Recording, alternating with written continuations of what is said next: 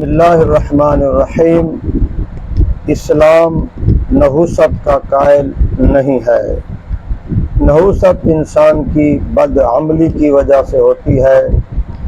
بعض اوقات معاشرے کے اندر اس طرح کی باتیں آتی ہیں، کہا جاتا ہے کہ مکان بنایا ہے اور مکان کے اوپر کالے رنگ کی ہانڈی رکھ دو ورنہ گھر کے اندر نحوست آ جائے گی، مکان گر جائے گا، مکان ختم ہو جائے گا، مکان خطرے میں ہوگا۔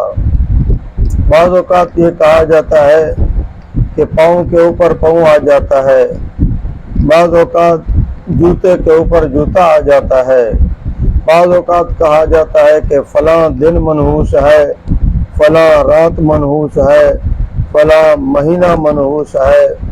تو یہ جتنے چیزیں بھی ہیں، ان ساری چیزوں کی شریعت مطہرہ کے اندر تردید فرمائی گئی ہے۔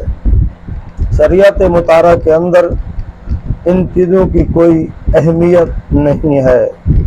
اصل میں سب سے بڑی نحوست یہ ہے کہ انسان کی بدعملی جو ہوتی ہے، انسان کی بدعمالیاں جو ہیں، وہ سب سے بڑی نحوست ہے۔ جو آپ کے جسم کے ساتھ بدعملیاں لگی ہوئی ہیں، بدعملی کے انبار ہیں، سارا دن گناہوں کے سائے کے اندر رہ کر آپ اپنا وقت گزار رہے ہیں، تو سب سے بڑی نحوست جو ہے وہ انسان کے اپنے بدعملی کی ہے۔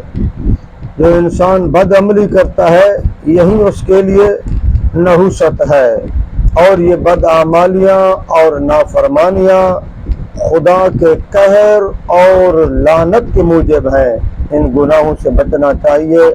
اصل نحوست انسان کے گناہوں بدعمالیوں کی وجہ سے ہوتی ہے۔